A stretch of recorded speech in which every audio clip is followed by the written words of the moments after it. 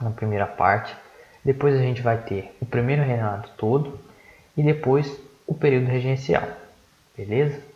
Eu encerro essa aula com o golpe da maioridade e algumas revoltas regenciais. Aí depois o restante de segundo reinado, República Velha, ditadura, tá? É o Vitor que vai dar e depois eu volto na última aula com República Contemporânea, tá? Nova República.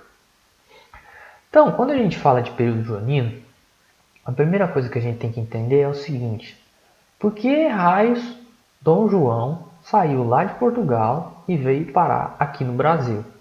Né? Se a gente para e pensa, não faz muito sentido se a gente olhar o episódio solto da história. Então a gente vai ter que olhar para a história geral, para entender a linha do tempo dos acontecimentos lá na Europa, para a gente entender o que estava acontecendo, o que vai motivar a vinda da família real. E aí, quando vocês tiveram, acho que vocês já tiveram essa aula, se vocês não tiveram, depois vocês vão lembrar e entender.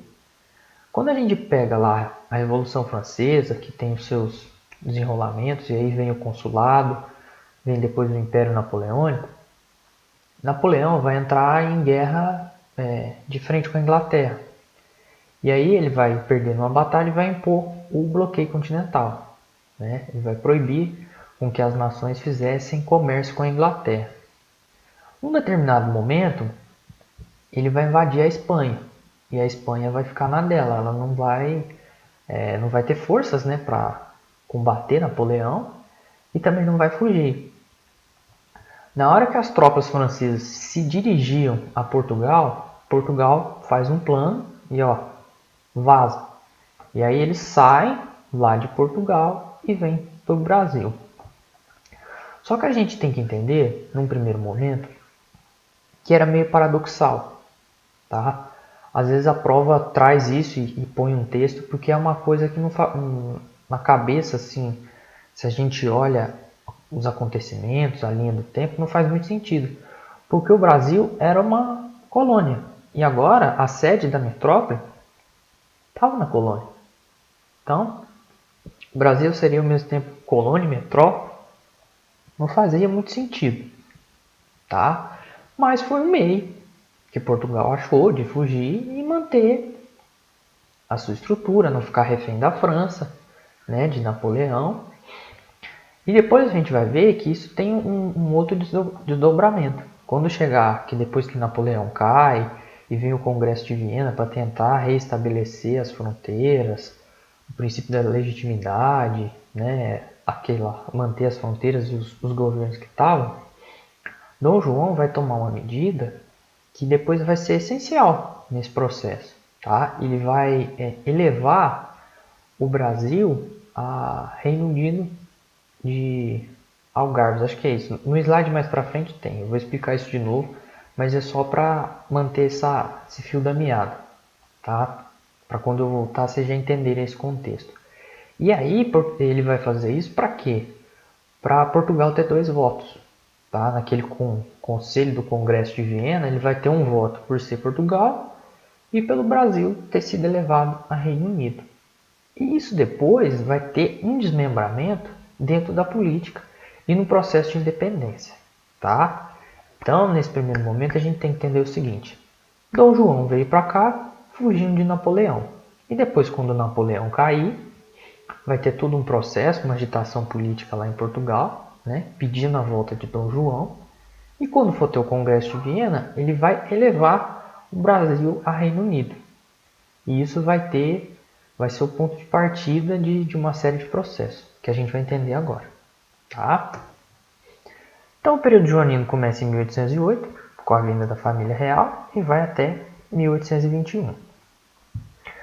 Quando a gente trata desse período, a gente tem que atentar a essa expressão aqui, mudança de perspectiva.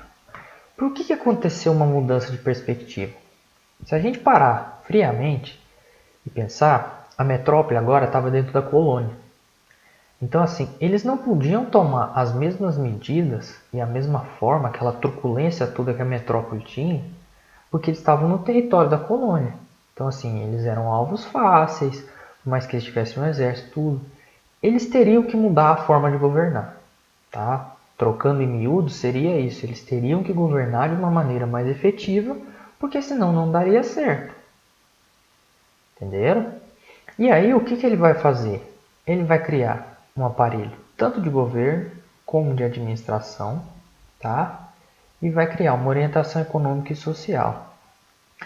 As coisas que Dom João vai fazer e implantar nesse período vão durar um bom tempo, tá? Eles vão se refletir ao longo de todo esse século XIX e vão ser medidas importantes, tá? A gente vai ver na parte quando ele trata das principais construções, as coisas, tanto no Rio de Janeiro, principalmente no Rio de Janeiro, mas na Bahia a gente vê edifícios, as universidades, coisas que ele criou lá atrás e que se reflete até hoje, tá? Então Dom João nesse processo ele foi muito importante. Então o que vai acontecer? Quando ele vem para cá, essa imagem resume bem isso. As decisões, os acontecimentos, a política vão acontecer em volta dele. Ele vai ser como se fosse o Sol ali no meio da órbita, tudo vai orbitar ao redor dele, tá? E quando ele vem para cá e começa a tomar essas decisões, vai ser natural que surja o quê? A política, tá? Porque no meio desse processo todo vai surgir a política. E esse foi um acontecimento muito importante. Quando a gente tratar de regência, a gente vai ver bem a evolução dos partidos políticos. Mas o que eu quero dizer? Quando a gente volta lá no período colonial, a gente tinha um senhor de engenho, a gente tinha as câmaras municipais. Só que ali as pessoas, os indivíduos, estavam mais preocupados do que interesses pessoais, tá? E eles se alinhavam com pessoas que tinham interesses semelhantes, mas era uma coisa meio que egoísta. A partir do momento que você cria uma política, você cria um partido, você vai ter o quê? Alas dentro de um governo que vão defender ideologias, posicionamentos, medidas. Isso em regência vai ficar mais claro, porque eles tinham posicionamentos distintos. Mas outro ponto que a gente tem que lembrar é o seguinte: quando vocês trataram lá de independência da América Espanhola, vocês viram que, se a gente pegar o Brasil, o território brasileiro, ele é bem uniforme, né? Ele tem uma proporção continental e os outros países, eles já são mais fragmentados, são menores. E esse ponto tem a ver com essa parte, porque a partir do momento que se instituiu uma política aqui, isso dificultou esse processo de fragmentação que ocorreu na América Espanhola, tá? Porque como na América Espanhola a gente tinha os chapetones, os cabildos, tinha aquela outra estruturação política, aquilo favoreceu as independências e uma fragmentação. No Brasil não. Por mais que fosse um embrião e uma política nova, nascente ali, né? Ainda estava engatinhando, isso evitou com que tivessem vários movimentos, tanto que a gente ainda vai ver nessa aula o último das revoltas emancipacionistas, ela foi facilmente reprimida, rapidamente reprimida. Tá? Ela tinha um caráter de querer proclamar uma república e se desvencilhar do território, mas ela foi rapidamente reprimida. Certinho? Aqui, quando Dom João chega no Brasil, Portugal estava numa crise, tá? Tanto Portugal quanto a colônia. E aí o que ele vai fazer? Ele vai abrir os portos à navegação das nações amigas. O que é a navegação das nações amigas? É abrir ao comércio, tá? Com as nações que já praticavam comércio com Portugal e aquelas com que ele mantinha uma boa relação. Primeiramente, a gente tem que entender isso aqui, ó. Ele estabeleceu essa taxa alfandegária de 24%, tá? E isso teve uma influência. Primeiro, a curto prazo, que eu coloquei aqui para vocês. Isso vai incentivar tanto a exportação quanto a exportação, tá? E tanto você mandar para fora quanto comprar, eles ganhavam muito pelas taxas alfandegárias. Só que, posteriormente, como a gente vai ver no próximo slide, Portugal vai fazer acordo com a Inglaterra. E quando ele fizer esses acordos, essas taxas vão mudar. E a partir do momento que essas taxas mudam, elas vão favorecer o comércio inglês e vão desfavorecer as manufaturas que aqui estavam instaladas, tá? E isso vai ser prejudicial. Porque entenda o seguinte, a partir do momento que eu produzo, vamos supor, uma camiseta. Camiseta aqui no Brasil eu vou produzir e vai custar R$30. A Inglaterra produzia em larga escala, tudo já tinha se industrializado, já assim num período melhor do que o Brasil, vamos supor assim, enquanto o Brasil estava em manufatura, eles estavam um passo à frente, né? E aí, o que acontecia? Isso diminuiu o custo. Vamos supor que a camiseta deles custasse 5. Eles vendiam a 7. R$7. Vinha para cá, tinha um imposto. O imposto era baixo em relação às outras nações. E aí, vamos supor que o preço final ficasse em 15. A do brasileiro era 30, a do inglês é 15. Então, qual que eu vou querer comprar? A do inglês. Além de ser mais barato, vinha de fora. Entendeu? Para que eu vou comprar daqui? E isso fez com que quebrasse as manufaturas ao longo prazo que aqui se estabeleceram. Outra coisa que eu quero que vocês guardem, com o coração aberto, é o seguinte. Aqui nessa parte, a gente já vê o começo de um processo que vai se estender até mais ou menos os dias de hoje. Que é o quê? A história brasileira foi marcada por surtos. Surtos de industrialização, de manufaturas, e a maioria das vezes não foi para frente, tá? Porque o governo não conseguiu sustentar. E o que foi o cargo-chefe em todo esse processo? Aqui no caso era agricultura, né? Mas hoje o segmento da agropecuária. Hoje a gente tem o Brasil como um dito celeiro do mundo, tá? Produz muito e agora nesse atual momento que a gente vê uma crise no meio da pandemia, o que segura muito a economia do Brasil é a agropecuária. E isso a gente vê ao longo de todo o processo histórico. Tá? Sempre que tinha uma crise, a não ser na parte do café, que vai produzir muito café e depois vai ter que queimar as sacas, que vocês vão ver mais para frente, a agricultura teve um papel essencial. E sempre foi o que segurou a crise no nosso país. Tá? Outra coisa que eu queria fazer um paralelo, já que eu toquei nesse assunto, é o seguinte. Quando a gente tem lá na parte de geografia, isso depois vocês vão ver com calma na geografia física, quando vocês têm as faixas do território, quando vocês aprenderem sobre os desertos, o Brasil fica numa faixa que era para ser deserto. Mas por que não é? Porque a gente tem a Cordilheira dos Andes, ali, a gente tem a Amazônia, que com seus rios voadores que solta muita umidade, essa umidade bate ali nos Andes e desce, e distribui as chuvas por todo o território. Porque se a gente olhar na mesma faixa de terra, a gente vê, se a gente pegar os meridianos ali, né, os trópicos, aonde está a faixa do Brasil, você tem outros desertos, tá? Então, isso também influencia. A gente vê tanto o clima como a nossa terra, que é muito boa. E isso você vê que reflete tanto na história como no processo todo econômico. Tranquilo? É mais uma interdisciplinaridade que às vezes a prova faz isso. Ela traz uma coisa de geografia e aí depois ela aponta para o processo histórico, ou ela traz o processo histórico e aborda a parte geográfica, tá? Então, às vezes, vocês têm que ter o tato de que a prova traz isso. Ela conversa com uma matéria e com outra. E aí, o que foram os tratados de 1810? É aquilo mais ou menos que eu já tinha explicado.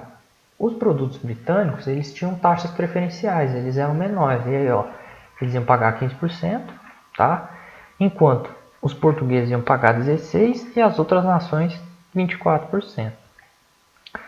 Isso aqui, depois, mais para frente, quando vocês chegarem lá na parte de segundo reinado e tal, vocês vão lembrar disso aqui. Porque vai ter um episódio que isso aqui vai ser a chave. Os cidadãos britânicos que estavam aqui no Brasil, eles só podiam ser julgados pelas leis inglesas. Então eles teriam imunidade jurídica, vamos dizer assim. Não sei se jurídica é bem o termo, mas eles não se sujeitariam às leis portuguesas, tá? Eles estavam imunes, eles tinham essa regalia. E a Inglaterra vai ter direito a ter uma esquadra. Quando a gente olha isso aqui, é o seguinte: num primeiro momento, para proteger o Brasil, caso viesse outra ação, tentasse atacar, fazer algo nesse sentido, mas também, caso o Brasil rompesse relação com a Inglaterra, não sei o que, era uma forma de ameaçar, né? Porque assim, você tinha um navio ali no território, você tinha um navio ali na costa. Então, era uma forma também de impor sua vontade e respeito. E aí o que vai acontecer? Se a gente pegar aqui, ó, 1810, ele vai ser renovado em 1827 e depois até 1843. Se a gente pegar de 1810 a 1843, são, se a gente fizer a conta, 33 anos, 3 décadas. Então você imagina o desgaste e o ônus que isso vai causar, né? O prejuízo que vai causar para a economia portuguesa, né? E para as manufaturas tanto brasileiras como portuguesas. A Inglaterra teve muita regalia nesse período. Lembra que eu sempre tenho batido na tecla que Portugal não conseguia fazer nada sozinho, precisava sempre de um parceiro, né? E essa parceria com a Inglaterra não foi muito boa para Portugal nesse sentido. Tranquilo? Aqui, ó, aquele contexto que eu trouxe lá no comecinho da aula. Dom João vai elevar o Brasil a Reino Unido, de Portugal e Algarve, para ganhar mais um voto. E isso aqui vai ter consequências, que a gente vai ver logo mais, tá? Aí o que vai acontecer? A Dona Maria I, também chamada de Maria Louca, né? Ela morre e aí ele vai deixar de ser, ele vai ser o rei, né? Ele não vai ser mais o príncipe regente, né? Porque ele era príncipe, agora ele vai se tornar rei. E aí o que vai acontecer? Aqui, ó, eu listei para vocês, ó, os acontecimentos de implantação, de construções que ele trouxe. Fundou a primeira escola de medicina na Bahia, depois a do Rio de Janeiro. Elas deram origem ao que é hoje a Universidade Federal da Bahia e a Universidade Federal do Rio de Janeiro, tá? Duas grandes universidades federais que a gente tem no nosso país. Academia de Belas Artes no Rio, a Biblioteca Real, a maioria disso aqui tudo no Rio de Janeiro. E também, isso aqui é uma coisa que eu nem adoro, ele trouxe essa missão artística francesa com o autor, o pintor Jean-Baptiste Debré. E o que ele vai fazer? Ele vai relatar, esse carinha aqui, a maioria das vezes das pinturas que ele traz são obras do cotidiano, tá? Ele vai retratar a forma como o cenário, principalmente urbano, se estruturava naquele momento. E traz o que? Muito daquela pirâmide social, como essas pessoas se relacionavam, a relação delas com o comércio, com os escravos, a forma como elas transitavam nas ruas, tá? Então, muita atenção quando vocês olharem a prova, trouxer uma figura, uma pintura, uma imagem, respira fundo, interpreta, analisa os detalhes. Tem uma questão famosa, acho que é do Enem de 2011 ou 2012. Ela traz o que? uma escrava que usava sapatos e a roupa dela era diferente, tá? Ela não estava com essas vestimentas simples, ela estava com uma roupa aqui, se a gente ver, ó, essa escrava aqui tá com uma roupa diferente, ó. Você vê que é uma roupa quase parecida com a da senhora aqui. E aí debatia justamente isso, tá? Então isso aqui, ó, quando vocês verem essas figuras, reparem com calma, leiam o comando, né? Depois leiam o texto e tentem observar os detalhes, porque às vezes a resposta vai estar aqui, tá? Na maneira como vocês fazem a leitura e a própria imagem traz a resposta. E aí o que vocês têm que ter? Calma. Tá? Não é porque tá uma pintura lá que eu não vou saber responder. Respira fundo e tenta observar. Às vezes é difícil na hora da prova porque a prova vem em preto e branco, né? Mas eles sempre tentam trazer por exemplo, essa imagem aqui em preto e branco na prova não ficaria tão boa. Eles tentam trazer mais uma fotografia, algo que a qualidade da impressão não prejudique o aluno, tá? O candidato. E aí, ó, a gente vai ter a última das revoltas emancipacionistas, que foi o quê? Revolução Pernambucana. Quando a gente trata de Pernambuco, a gente já falou, né, que foi a que prosperou. A gente viu lá a insurreição pernambucana lá na época contra os holandeses, né, que lutaram ao lado, tinha índio, tinha negro, tinha elite. Depois, na última aula, a gente também trouxe a Guerra dos Mascates, que era aquela conflito entre Olinda e Recife, porque Recife era dependente politicamente de Olinda, mas ela tinha um protagonismo econômico que financiava Olinda, tá? E aí o que vai acontecer? A gente vê o seguinte, que estava no DNA daquele povo ali, daquele território, lutas por reivindicações. Quando a corte é trazida para cá, Dom João VI, né? Agora o Dom João VI, estava sem dinheiro. A gente vê que ele estava numa profunda crise. E aí o que acontece quando o governo está em crise? Para ajudar, o que faz o quê? Sobe os impostos. É só se a gente olhar hoje. Se o governo atual virar e falar, ó, para a gente sair da crise eu vou ter que aumentar os impostos. Isso causa um fervor social muito grande, tá? As pessoas se inflamam, porque assim, já está em plena dificuldade. As coisas estão difíceis para todo mundo. E aí você vai aumentar imposto? Pô, peraí, não é assim. E foi o que aconteceu, tá? Eles foram taxados.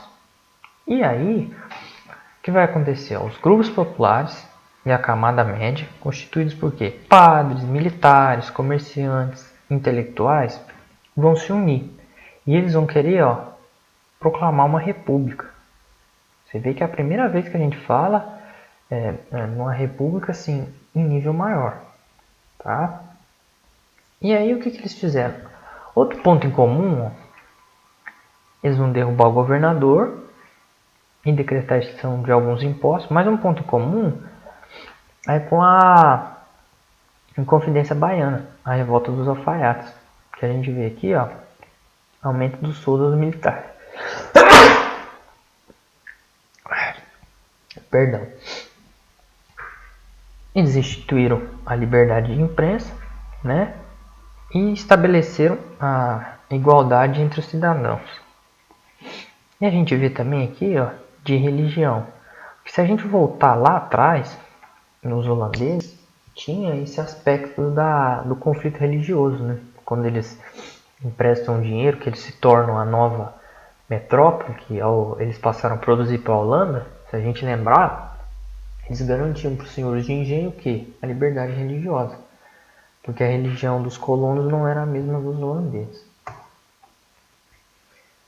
E aqui, outro ponto em comum, a gente vê com a Inconfidência Mineira. Que é o que? Lembra que a gente tratou que eles não queriam a liberdade dos escravos? Porque parte da elite era escravista, né? A liderança do movimento. Aqui a gente vê algo semelhante, tá? Eles vão publicar uma lei que vai garantir o quê? Propriedade privada e o direito de possuir escravos. Ah, mas por que vai acontecer isso? Porque se a gente pensar aqui, ó, a gente tem os grupos populares e a camada média. Só que para eles ter pleno sucesso, eles também dependiam da elite. Porque a elite que tinha poder econômico, eles iam ter mais dinheiro, ia patrocinar o movimento, ia fornecer armas, ia pagar dinheiro para, sei lá, contratar mercenários, soldados, para lutar contra o governo. Um movimento dessa magnitude não conseguiria sem o apoio. Então, para eles conseguirem o apoio da elite, eles tiveram que manter o direito da escravidão. Mesmo que parte da liderança não concordasse com isso, tá? Que a gente vê que eram os grupos populares. A gente vê aqui que se alastrou, tá? Para os estados próximos, só que, como eu já falei, foi rapidamente reprimido. Aqui a gente vê Frei Caneca, tá? É a execução de Frei Caneca, que foi um dos líderes do movimento. Tem até outra foto, às vezes a prova pode trazer isso junto com o texto. E aqui, ó, esse aspecto, ó, eles foram presos e executados sem julgamento, que foi o caso de Frei Caneca, um dos líderes. Tranquilo? Então aqui a gente encerra, tá? O que era a última das revoltas emancipacionistas, aquela parte que trouxe na última aula, né?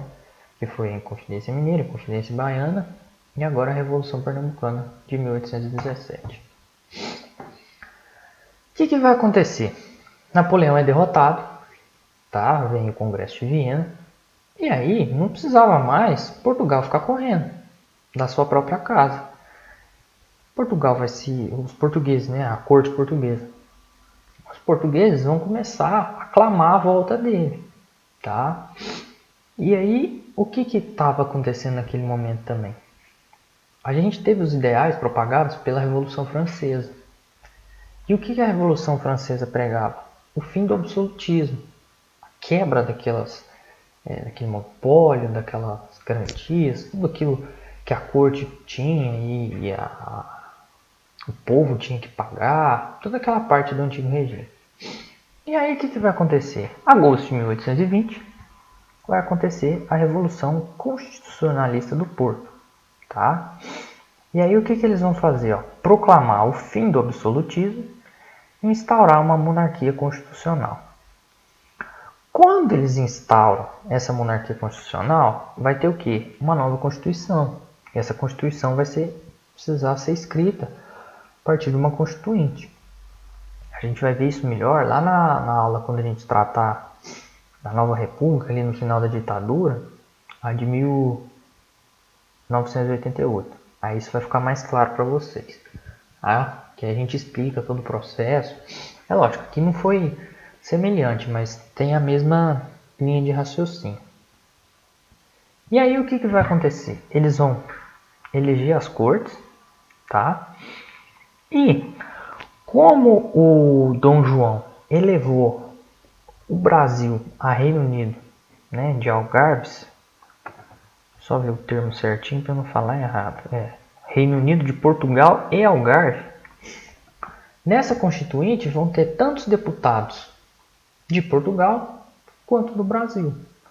Tá? Lembra que eu falei lá no começo que ia ter consequência? Aqui a gente vê a consequência, uma das primeiras consequências. O Brasil agora, os brasileiros, estavam inseridos no processo político ali da nova Constituinte. E isso vai gerar atrito. Porque os portugueses vão querer uma coisa e os brasileiros vão querer outra em oposição. Os portugueses vão querer explorar os brasileiros. E os brasileiros não vão querer, naturalmente. Tá? E isso, esses desgastes, constantes atritos, vão levar ao quê? Ao processo de independência. Que é isso que a gente vai estar chegando agora. Tá? E aí o que aconteceu? Nessa elaboração, teve o que? A política recolonizadora. E aí ó, a gente vê o seguinte, tinham 130 deputados portugueses contra 75, quase metade. Então aqui você já vê que os brasileiros não tinham força de voto. Eles não iam conseguir aprovar o que eles queriam. Já começava aí. Tá? E os choques vão começar aqui. Essa corte, né, essa nova constituinte, já tomou as medidas para barrar esse processo. Né, para tentar fazer com que, de toda maneira, com que o Brasil perdesse as suas liberdades e os meios com que ele pudesse reivindicar, bater de frente, minar um pouco da liberdade. Primeira coisa, reunião dos exércitos brasileiro e português. Ou seja, o Brasil não teria um exército e Portugal outro. Eles seriam unificados, seriam um só. Ou seja, você já vê uma diminuição do poder militar. Já minava o Brasil militarmente. Depois, você vai extinguir todos os tribunais que Dom João VI estabeleceu aqui. Por quê? Os brasileiros agora vão ter que submeter às leis e os julgamentos dos portugueses. Tá? Você já vê que aqui já começa outro processo. Aquela tentativa de recolonizar o Brasil. Dom Pedro foi mandado para voltar para Portugal. Tá? A gente vai ver isso aqui mais com calma. E eles queriam o quê? Restabelecer o comércio, o monopólio comercial. Tá? Porque já que Portugal estava quebrado, estava tudo ferrado, vamos dizer assim, vamos explorar o Brasil de novo. Só que eles não vão conseguir bem isso. E aí o que vai acontecer? Como a gente já viu que o Brasil, todo aquele contexto de Revolução Francesa, independência dos Estados Unidos, a própria Revolução Industrial, queda do antigo regime, tudo isso que foi acontecendo, não fazia muito sentido tentar o Brasil ser colônia de novo. E a população, a elite, estava a par disso. Porque o que a gente vai entender nesse processo? O Brasil vai se tornar independente de Portugal. Beleza. Só que não vão ter mudanças muito significativas. Porque o que vai acontecer? A elite vai se manter, a sociedade vai se manter, toda aquela estrutura vai se manter. O que vai diferenciar é o seguinte: a elite não vai ter que se submeter mais a Portugal. Ela vai ser dona do próprio nariz, vamos dizer assim.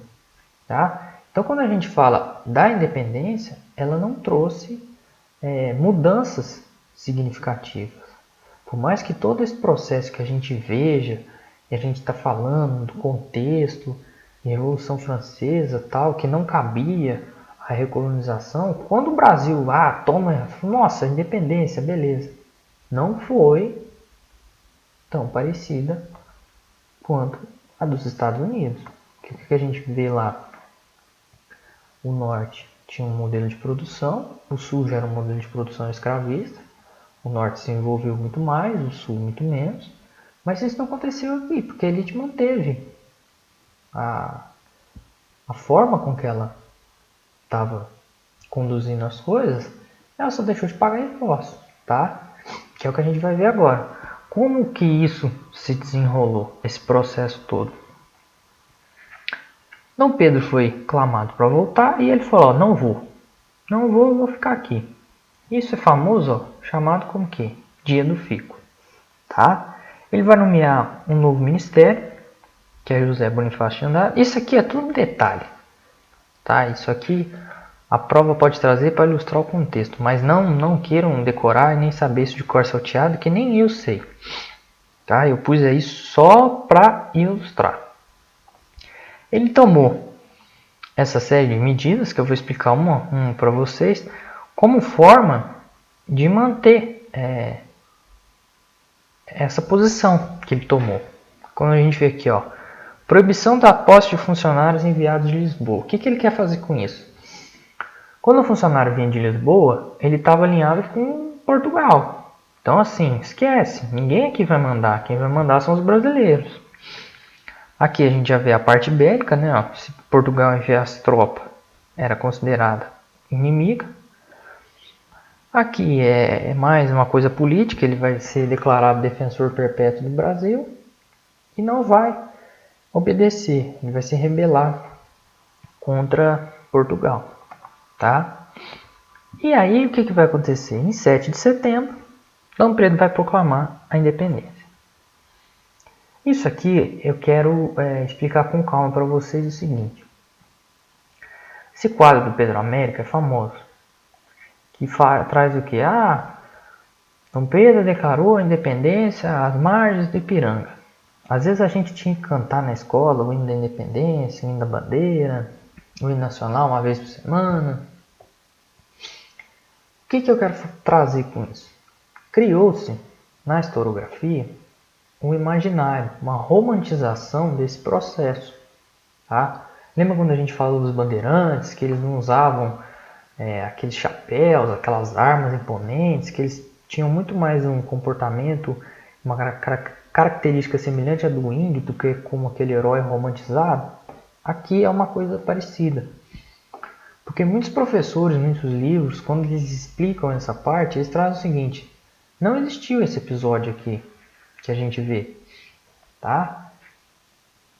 As más línguas falam que Dom Pedro às vezes estava com uma diarreia, uma desinteria, e estava na beirada do rio lá e falou: ó, declara a independência, não vou mais.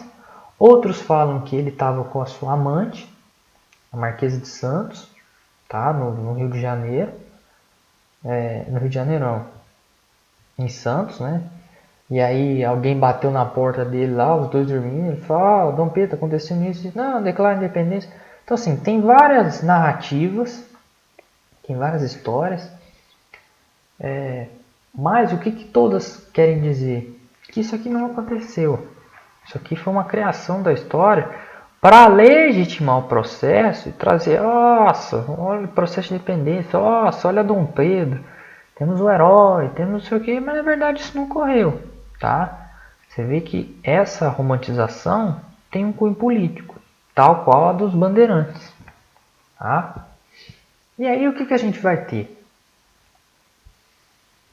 Que quando a gente tem a independência, é aquilo que eu já falei para vocês. A estrutura vai continuar o quê? Agrária, latifundiária, escravista, independente do mercado externo, tá? E outro aspecto é o seguinte: o Brasil se tornou independente? Se tornou. Mas o que a gente vê, um detalhe, é que não era um brasileiro que estava proclamando a independência, expulsando todos os portugueses daqui e construindo um Estado brasileiro. A gente tinha um português se rebelando contra Portugal e estabelecendo um Estado. Então, assim, não fazia muito sentido, tá? Era uma disputa, igual eu coloquei aqui, era uma disputa muito mais portuguesa do que brasileira. Se a gente comparar lá com a independência dos Estados Unidos, é totalmente diferente. Tranquilo? E aqui, ó, é só para relembrar tudo, tá? Vamos fazer um jogo rápido nesse mapa mental, que isso aqui é bom para fazer revisão. Primeira coisa que a gente viu: Napoleão vai enfrentar a Inglaterra, tá? E aí vai estabelecer o bloqueio continental. Invadiu a Península Ibérica, vai invadir, marchar contra a Espanha. Domínio estrangeiro em Portugal. O que o Dom João faz? Vai embora. Período joanino na colônia. Abre os portos em 1808. A Inglaterra vai apoiar. Depois, em 1810, vai ter os tratados. Tranquilo. 1811, Napoleão não consegue vencer o inverno russo. Vai perder, vai cair. E aí o que acontece? Fim do domínio francês sobre a Europa. Revolução Liberal do Porto, depois o Congresso de Viena também, que a gente já viu. Cortes Portuguesas, nova Constituição. Tinha dois objetivos: reacionários, modernizadores. E aí o que era de modernização? Constituição, fim do absolutismo, né? Que é o que trazia os ideais da Revolução Francesa. Vai bater de frente com quem? Com o rei português. Os reacionários, revogação da abertura dos portos, medidas contrárias à autonomia administrativa do Brasil, tentativa de recolonizar o nosso país. Vai bater de frente com quem? Com a elite agrária. Somados os interesses do rei português com a elite agrária brasileira, temos o que? A independência do nosso país, que vai ser reconhecida pela Inglaterra em 1825, como a gente vai ver agora mais para frente, tá? Então isso aqui eu coloquei para vocês terem uma ideia da linearidade do processo e como aqui eles estão todos encadeados, tá? É como se fosse um dominó, uma pecinha caindo atrás da outra e o que vai girar. Quando a gente olha assim, a gente assusta, nossa, mas quando a gente vai com calma, a gente entende o processo. Tranquilo? Agora vamos para o primeiro reinado. Continuando então, galera, a gente vai ter agora o primeiro reinado. Antes de eu começar a destrinchar cada acontecimento, cada parte, a gente tem que fazer um panorama antes, algumas considerações. O primeiro reinado, se a gente olhar aqui, ó, ele não foi um período muito longo, tá? Ele vai de 1822 a 1831. E, geralmente, a prova gosta de comparar o primeiro com o segundo reinado. Ela às vezes traz essa abordagem. E o que a gente tem que entender antes da gente começar a falar? O primeiro reinado foi um período curto, tá? Foi marcado por grandes instabilidades, tanto políticas quanto econômicas. E, quando a gente compara com o segundo reinado foi um período extenso, tá? Ele foi um período longo, e tidos como, para muitos, como um dos melhores governos que o Brasil já teve. Muitos historiadores trazem essa abordagem até quando ocorreu a proclamação da República, lá em 1889, que a população, uma ala da população, clamava para que o Dom Pedro II não renunciasse. Tá? Ele tinha uma grande aceitação popular, o povo gostava dele, por mais que a Constituição e tudo, depois vocês vão ver isso melhor com o Vitor, tivesse toda aquela roupagem, ele soube administrar muito bem e soube conduzir o Brasil, né? Tirar desse período de crise. Aqui, outra consideração que eu faço. O primeiro reinado, ele é um período curto, mas ele tem muitas informações. De novo, que eu sempre bato na tecla, a gente vai ter que entender a dinâmica do processo. Saber o detalhe, quem podia ser eleito, a Constituição de tal data, aconteceu isso, aquilo, esquece. Entenda a dinâmica e os processos que aqui vão acontecer, porque a prova não vai se atentar muito a detalhes, tá? Eu até trouxe o máximo de charges que eu consegui, porque a prova gosta muito disso, de trabalhar com charges desse período. Vocês têm que entender o seguinte, quanto mais crise um período tiver, mais material histórico vai ter acerca daquele período, tá? Seja em matéria de jornal, seja de pesquisa, porque vão ter muitos desdobramentos. E outra coisa, sempre que a gente trouxer uma crise política, ela muitas vezes vai estar atrelada com a crise econômica. Ou quando tiver uma crise econômica, vai refletir na política. Tá? Isso aqui é essencial para entender esse período. Então vamos lá. Primeira coisa quando a gente fala do primeiro reinado, aqui esse primeiro ponto, vocês vão entender, vai ficar mais claro quando eu trouxer a charge daqueles 2 slides. Mas vamos explicar certinho. As classes sociais apoiaram a independência. Mas quem que se destacou nisso tudo? A elite, a aristocracia. Porque eram eles que detinham poder e era para eles o que mais interessava. Porque você ia deixar de ter que submeter a Portugal e submeter a Dom Pedro I, né, que estava aqui. E a dinâmica do processo seria outra. Não ia ter que pagar impostos, deixaria de ser colônia, todo aquele processo. A aristocracia, a elite, por sua parte, já via em Dom Pedro uma figura, vamos supor assim, um protetor dos seus interesses. Porque qualquer desvio de conduta, vamos supor, do status quo, das medidas, qualquer revolta, qualquer reivindicação, agitação popular, Dom Pedro seria contra e ia reprimir. Então, assim, a elite via nele um protetor dos seus interesses. Ela ia manter as suas condições. Tá? E aí, o que vai acontecer? A política externa, como a gente já viu que Portugal sempre precisou de um aliado, agora a Inglaterra vai ser esse aliado do Brasil independente, tá? E na política interna, manteve-se. As coisas mantiveram, né? Aquilo que eu já trouxe e repito e bato na tecla. Deixou de ser colônia, mas quem saiu beneficiado é a elite, que deixou de pagar as taxas para Portugal e ela manteve os seus privilégios. E é o que a gente vai ver. Né? A grande crítica à independência é essa. E aí a gente começa a falar um pouquinho de crise econômica. Tá? Quando a gente começa a falar de crise econômica, eu vou explicar cada entrave desse aqui. Quando a gente viu lá que os holandeses aprenderam a produzir o açúcar e depois foram embora nas Antilhas, né, a gente vê que o mercado inglês foi ser abastecido por ele. E isso aqui já derrubou muito o açúcar brasileiro. E depois a gente vê o quê? Que os Estados Unidos, que já era já tinha conseguido a sua independência, era atendido pelo açúcar cubano. Ah, por que pelo açúcar cubano? Porque estava próximo, né? O frete ia diminuir, ia ser mais barato, ia ser muito mais fácil para eles pegar ali. E aqui tem outro detalhe. Açúcar pode-se também fazer com beterraba. Na Europa, principalmente, ele é produzido pela beterraba, por ela se adaptar ao clima. Então, além da Antilha, além de Cuba com os Estados Unidos, o açúcar brasileiro sofria concorrência agora do mercado europeu com açúcar produzido pela beterraba.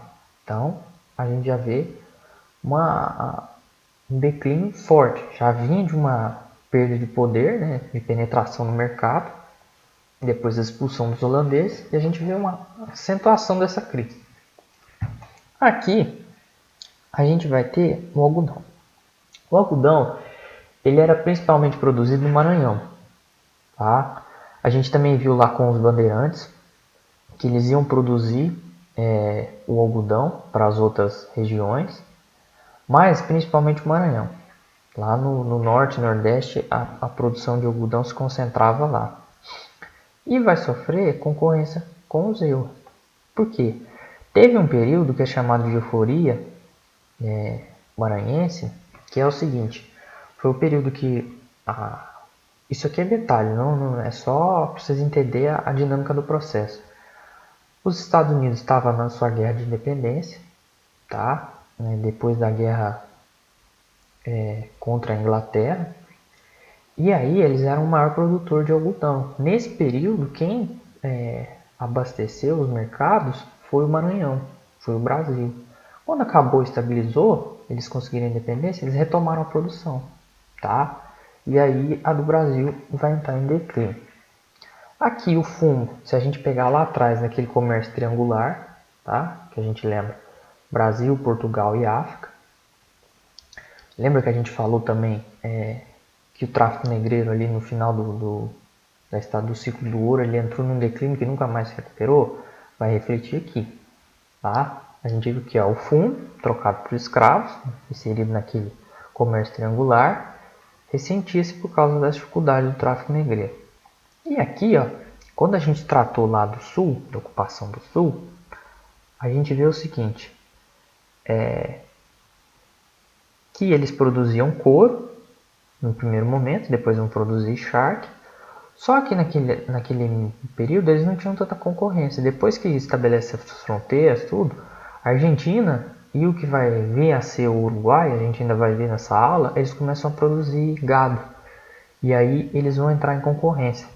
Então você vê assim, tudo que o Brasil produzia, que era, como a gente já vem trabalhando, uma economia agrária e exportadora, todos os produtos estavam sofrendo concorrência.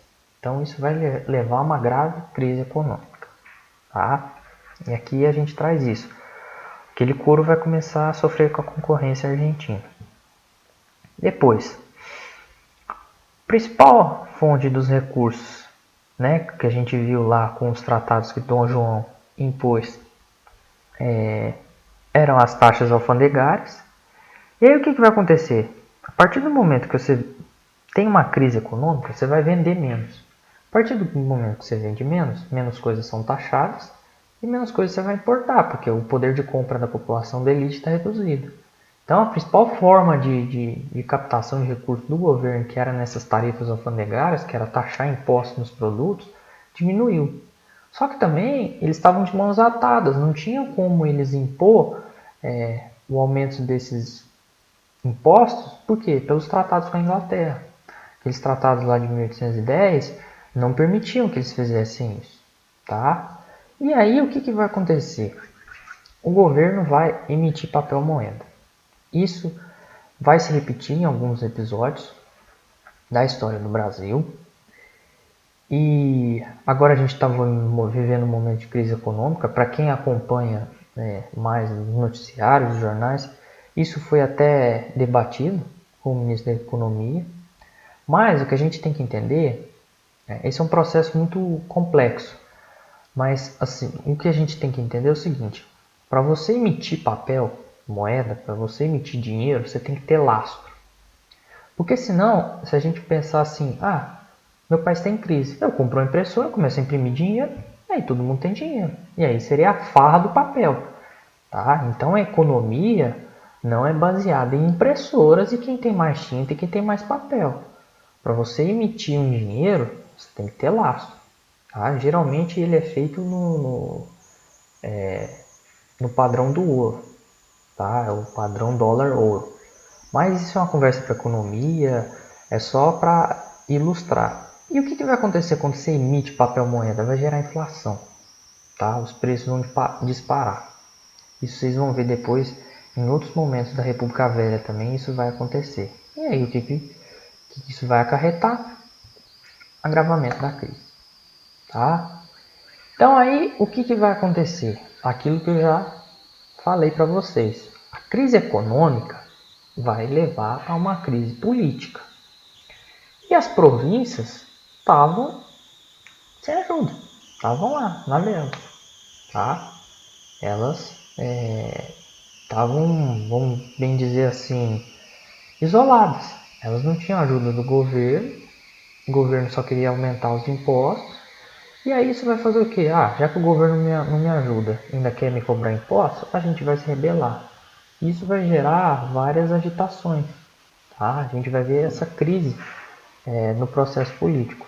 E é o que eu trouxe aqui para vocês. Ó. Alguns pontos isolados vão se rebelar. Grão-Pará, que hoje seria o Pará, né? Só que englobava a parte também do Tocantins. Maranhão, Piauí, Bahia, Cisplatina. Cisplatina é hoje onde é o Uruguai. E a gente vai ver a guerra dela mais para frente. Ainda nessa parte. Tá? E aí, como não tinham um exército muito bem estruturado, eles vão contratar mercenários da Europa. E aí vai agravar a crise. Por quê? Você tem que pagar esses mercenários.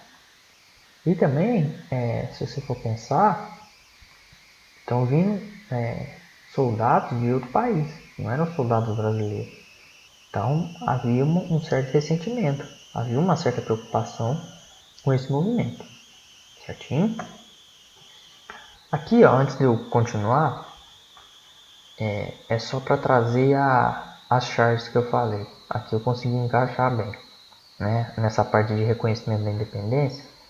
A gente vê aqui, ó, sempre que a gente tiver essas charges, isso aqui principalmente quem presta os vestibulares de São Paulo. Não sei se vocês vão prestar ou não, mas o Enem também gosta de trazer figuras de charges. A gente tem que analisar friamente. A gente vê uma pessoa falando, viva a independência. E aí a menininha vai falar, que é isso, mãe? Deve ser um novo produto em inglês. Se a gente olhar, a gente tem que atentar bem aos detalhes. E o que a imagem fornece de detalhes? Aqui principalmente, ó, as vestimentas. A gente pode ver que o padrão de vestimentas dessas pessoas é bem diferente delas. E a quem interessava a independência? A elite. Tá? Quando a gente trouxe lá no primeiro slide, do primeiro reinado, a gente falou isso. Aqui a gente vê elementos das outras camadas populares, que podem até apoiar, mas não era do interesse delas. Né? Elas estavam alienadas, estavam marginalizadas a esse processo, estavam à margem do processo. E aqui, ó, aquilo que eu já trabalhei com vocês, a romantização, né, do processo lá naquele quadro do Pedro Américo, nas margens do Rio Ipiranga. E aí que ele fala, né, ele está lá declarando a independência ou morte. E aí está falando, cadê o resto do pessoal? Ninguém se liga muito em horário político, doutor. Tá? Então a gente vê o quê? Que quem estava interessado era a elite. E a população em geral, se a gente vê aqui, são vacas, ó, e aqui deve ser é uma pessoa, né, um retireiro, conduzindo o gado dele. As pessoas não estavam nem sabendo. Era um movimento da elite, a independência mais era uma disputa entre Portugal né, uma disputa muito mais portuguesa do que, bem dizer, brasileira, e a elite que estava aliada a esse processo. Então a gente vê, ó, olha a interpretação que a gente pode fazer com duas figuras. Tá? Por isso que eu fico batendo na tecla e encho o saco de vocês, porque o contexto. Às vezes a prova traz isso aqui e faz uma pergunta. E aí vocês têm que entender o que? A dinâmica do processo para vocês conseguirem responder. Tá?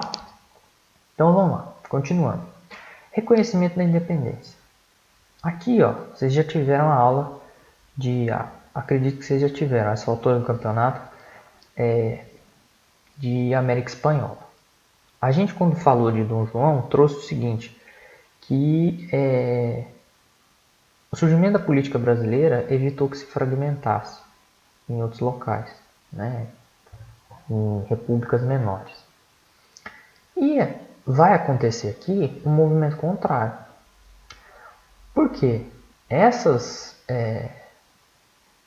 outras regiões, essas repúblicas ou os reinos que se aqui autoproclamaram, conseguiram a independência, eles não vão reconhecer o Brasil.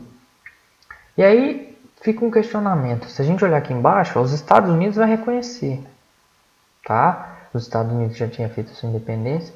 Ah, mas por que os Estados Unidos, que teve a sua independência, reconheceu e as que estão aqui na América do Sul, próximas vizinhas, não vão reconhecer?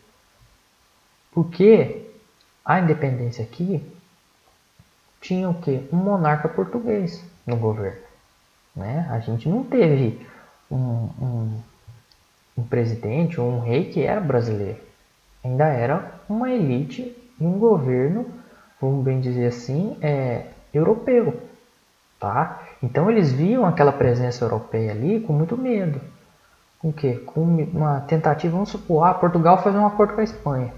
Beleza. Aí abre espaço, vem tropas espanholas e atacam esses outros países e recuperam a posse, restituem o território, e aí a independência que eles fizeram vai pro ralo. Tá? Esse era o grande medo deles. Por isso eles não reconheceram a independência do Brasil. Tranquilo? Aqui, outro episódio que a gente já bateu bastante na tecla, o Congresso de Viena não via como legítimo.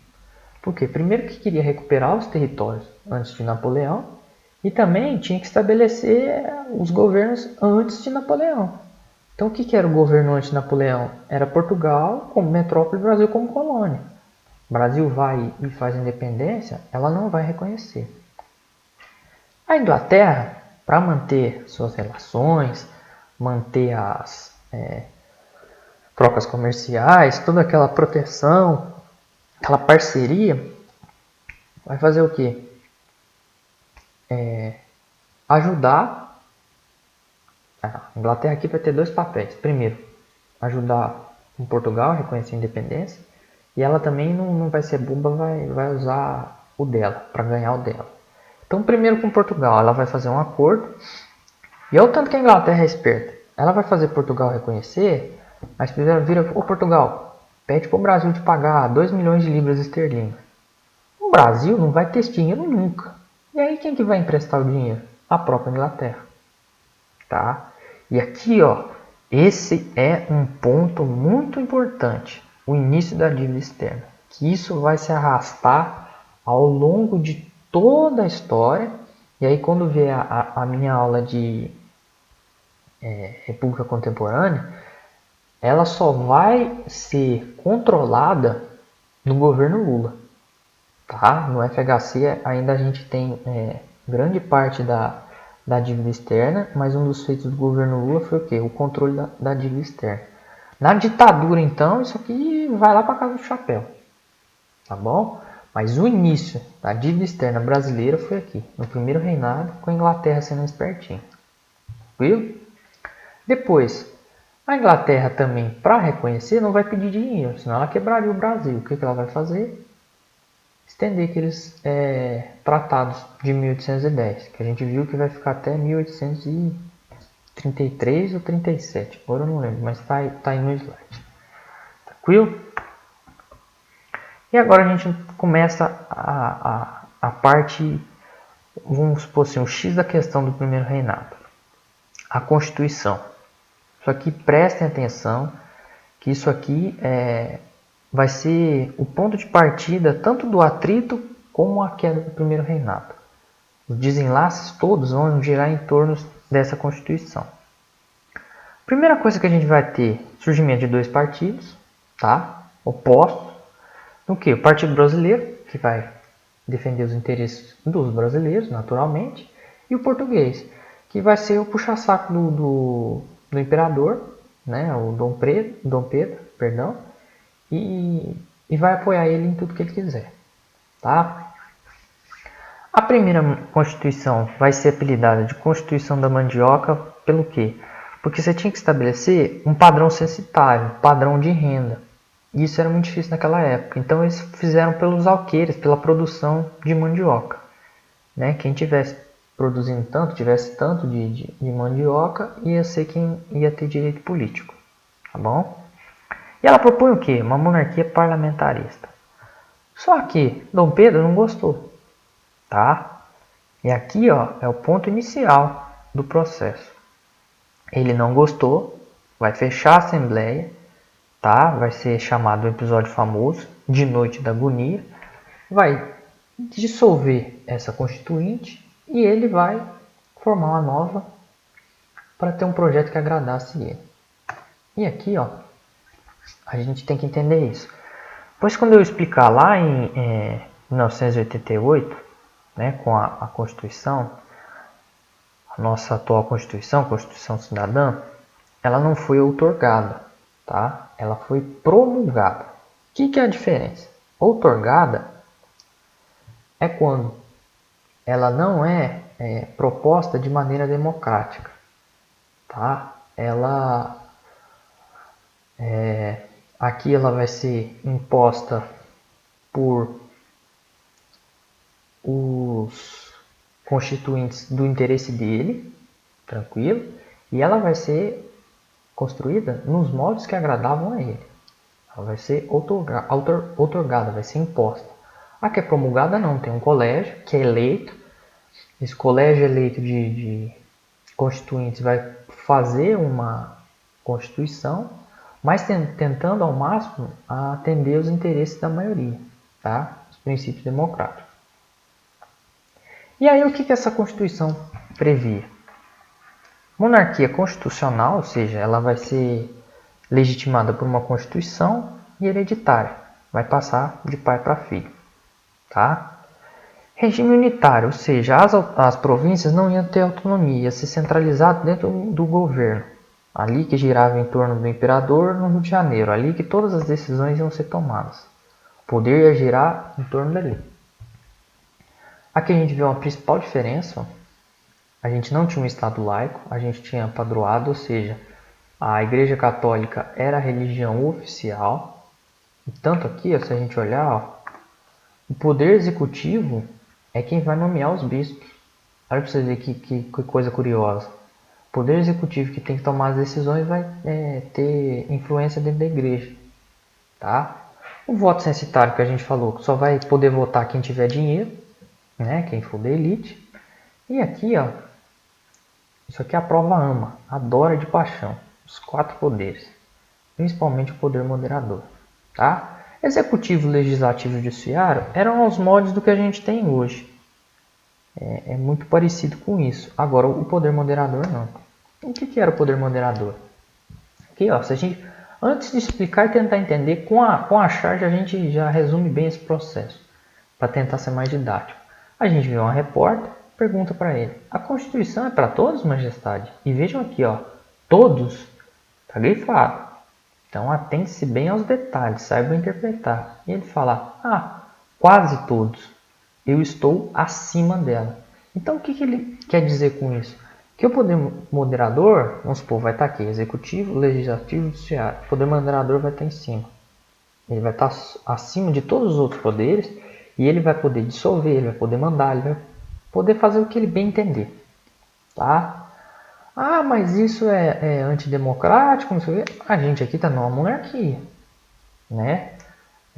o governo centralizado. Nem se falava em democracia nessa época. Mas isso vai levar a um certo descontentamento. E para meio que permear essa visão, o que ele vai pôr? Um conselho de Estado. Ele vai ter conselheiros que vão orientar. Só que quem vão ser os conselheiros dele? Quem ele escolheu, ou seja, quem vai passar pano para ele e quem vai dar a opinião favorável dele. Entendeu? Então, assim, é muito complicado. Nesse momento que a gente vive de crise política, desse constante atrito entre os poderes que a gente vê na mídia, tantas vezes no jornal, aqui é um exemplo, um nítido exemplo disso. Tá? Se você não tem uma Constituição que limita, estabelece bem essa divisão entre os três poderes, você na verdade vai ter o quê? Um poder moderador, que é onde o executivo ou o chefe de Estado vai mandar e desmandar. Tranquilo?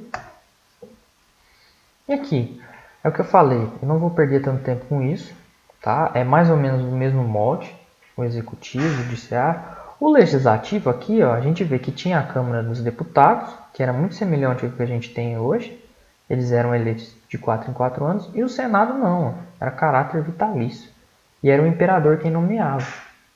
Tá? Então o cara era decretado senador, ele ia ficar lá até morrer. Beleza? Aqui. A gente tem um estilo aqui de votação muito semelhante ao dos Estados Unidos hoje, que é complexo de explicar, mas é o que? Lá eles têm a votação por delegados. As pessoas vão, votam, elegem os seus delegados e os seus delegados vão votar nos candidatos. Só que a eleição lá também é por estado, é muito complexo. Até os analistas de política aqui no Brasil, quando vão explicar, que nesse ano é um ano de eleição americana, eles têm muita dificuldade, é um processo muito complexo. Mas é o que? O eleitor de paróquia, que era quem tem uma renda mínima de 100 mil reais, vai eleger um eleitor de província. Tá? Então vamos supor, os que estão aqui vão eleger os de cima. Esses que estão em cima, eleitos pelos de paróquia, é quem vão votar nos deputados e senadores. Era um modo de eleição indireta. Ou seja, você não ia votar direto no senador ou no deputado. Você tinha que votar em alguém para esse alguém, então, votar na outra pessoa. Tranquilo? Aqui, como a gente vai ver, ó, não eram todos que tinham acesso. Tá? Se a gente voltar lá na Grécia, a gente lembra que cidadão tinha todas as restrições? Aqui também vai acontecer isso. Solteiros menores de 25 anos, empregados domésticos e membros do clero não poderiam votar. Tá? Escravos libertos não poderiam ser eleitores de província, tá? Mas a gente vê aqui um escravo ter renda de 200 mil reais aqui até... Era muito difícil isso acontecer, né? Mas era uma imposição deles. E ó, olha a religião contaminando todo o processo político. Aqui a gente não tem um Estado laico. A eleição dos não católicos para os cargos de deputado e senador era proibida. Ou seja, se a pessoa fosse de outra religião, ela nem poderia se atrever a exercer a política, mesmo que ela tivesse a renda. Tá? Então, resumindo, o que é a Constituição? A primeira Constituição é de 1824. Liberal na aparência. Por quê? A gente tem 3 poderes. Tá? Aparentemente, a gente viu uma divisão. Conservadora no conteúdo. Por quê? Ela manteve a elite. A elite se mantém no poder. Tá? E por que autocrática no funcionamento? Poder moderador. Tá? É uma autocrática nesse sentido. Uma pessoa só vai tomar as decisões e ela vai ter poder acima dos outros. Aqui, pessoal, eu peço perdão. Quando eu trouxe a Revolução Pernambucana no começo da aula, eu falei que Frei Caneca morreu lá, mas eu me confundi. Na verdade, Frei Caneca foi um dos líderes da Confederação do Equador, tá? E ele era um veterano daquela Revolução Pernambucana. Ele vai ser executado aqui, ó, em 1824 e não em 1817. Então, se vocês anotaram ou estão vendo a aula de novo, esqueçam aquela parte porque eu me confundi, eu peço perdão. Eu tinha montado o slide e eu lembrava da figura dele, Mas aí eu não sabia se eu tinha posto lá ou não, e aí eu acabei falando borracha, tá? Mas o que a gente já trabalhou de Revolução Pernambucana? Era um lugar, né? Ali a gente viu uma província, que as revoltas e a contestação do poder estavam no DNA daquele lugar. A Revolução Pernambucana foi reprimida, só que em 1824, na hora que ele vê que dissolve a Constituição e cria essa nova com poder moderador, vai inflamar os ânimos de novo. Eles vão de novo se revoltar. E aqui, ó, eles vão proclamar uma república, esses estados aqui, tá? E vão adotar a Constituição da Colômbia.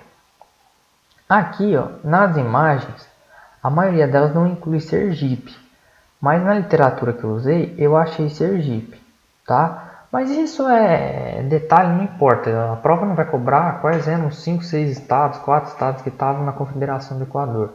É só para caso vocês olharem e verem que Sergipe não está marcado aqui, está aqui, para vocês não ficarem tão preocupados, tá? De novo, vai ser reprimido, tá bom? E ó, ele vai ser executado. Aqui que Frei Caneca vai ser executado. Essa imagem é famosa, tá? Já caiu muito em prova também, junto de textos. Mas é isso. Continuando. O que vai acontecer? Dom João VI vai morrer. E quando ele morrer, vai abrir vamos supor assim, uma crise na sucessão. E aí o que vai acontecer? Dom Pedro vai ser chamado de Dom Pedro IV, tá? E agora ele vai ser rei de Portugal e rei do Brasil. Imagina na cabeça dos brasileiros a confusão que era isso. Opa, peraí, o meu governante agora é rei de Portugal e rei do Brasil. Acabou, vai virar colônia de novo, tá? Então isso não foi bem visto. Para contornar essa situação, o que ele vai fazer? Ele vai renunciar ao trono, abdicar o trono e vai pôr a sua filha como governante. Só que como ela era criança, ele vai passar o trono para quem? Para Dom Miguel, que era seu irmão mais novo, tio da Maria da Glória. Até o quê? Que ela completasse os 8 anos. Dom Miguel, que não era bobo nem nada, porque ele não era da linha sucessória, né? Ele falou o seguinte: não quero nem saber, vou dar um golpe, tá? E tomar o trono. E mandou a Maria da Glória de volta para o Brasil. Isso aqui, ó, vai gerar um desgaste. Por quê? Era uma questão de Portugal, tá? Então, assim, Dom Pedro estava aqui, ele tinha que preocupar com o Brasil. Se é o irmão dele, se é a filha dele, pouco importa, tem que preocupar onde ele está. E isso vai gerar um desgaste. Então, a gente vê Constituição, que não foi legal, né? Toda aquela autocrática, poder moderador, esse voto censitário, agora Confederação do Equador, que já foi um desgaste, essa sucessão do trono português. Então vão somando episódios, tá? Desgaste, e aqui a gente já começa a ver o cansaço desse governo. Agora a gente entra em outro ponto. Eu vou explicar bem por cima a Guerra da Cisplatina. Vocês não precisam saber detalhes, quem era o líder, Levalerra, Rivera, não sei o que, não. Vocês têm que entender o seguinte: a Guerra da Cisplatina vai ser mais um desses episódios que vão levar ao declínio da popularidade do imperador, tá? Porque a prova, deixa eu passar aqui antes de falar, gosta muito disso aqui, ó, a transição do primeiro reinado para a regência e também comparar a forma como Dom Pedro II abdicou do poder e Dom Pedro I abdicou. Tá? A prova às vezes gosta de fazer isso, esses paralelos. Então entendam os processos que levaram a esse acontecimento. Então vamos entender o seguinte: Dom João VI chegou aqui, ele vai mandar invadir o Uruguai, que é hoje o Uruguai, que era chamado de província cisplatina. Tá? Aqui, ó, se a gente ver, ó, a província cisplatina vai de 1817 a 1828. Dom João VI vai mandar invadir aqui em 1821. Isso vai gerar uma crise, porque ele vai gastar muito dinheiro, tá? Vai levar até uma grave crise do Banco do Brasil. E depois não foi tão lucrativo, tá? Não deu tanto retorno. E ele consegue anexar. A gente vê em 1821, né? O que vai acontecer?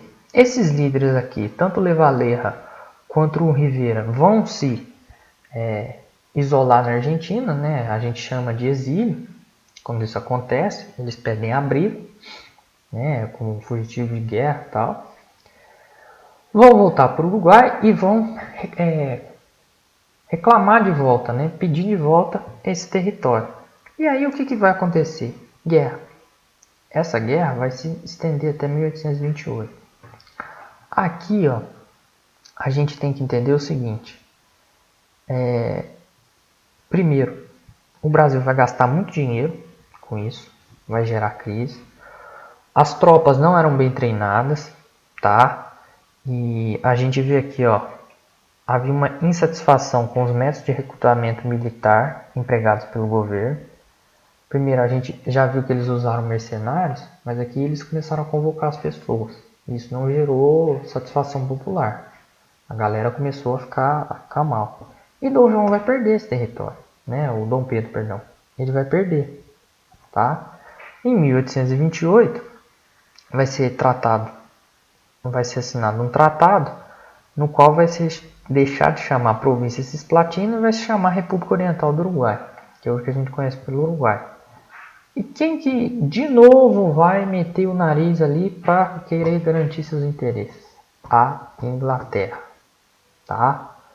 De novo, Dom Pedro estava pressionado popularmente pela Câmara, não estava bem. Aí a Inglaterra vai lá, vou tentar arrumar um acordo, tá?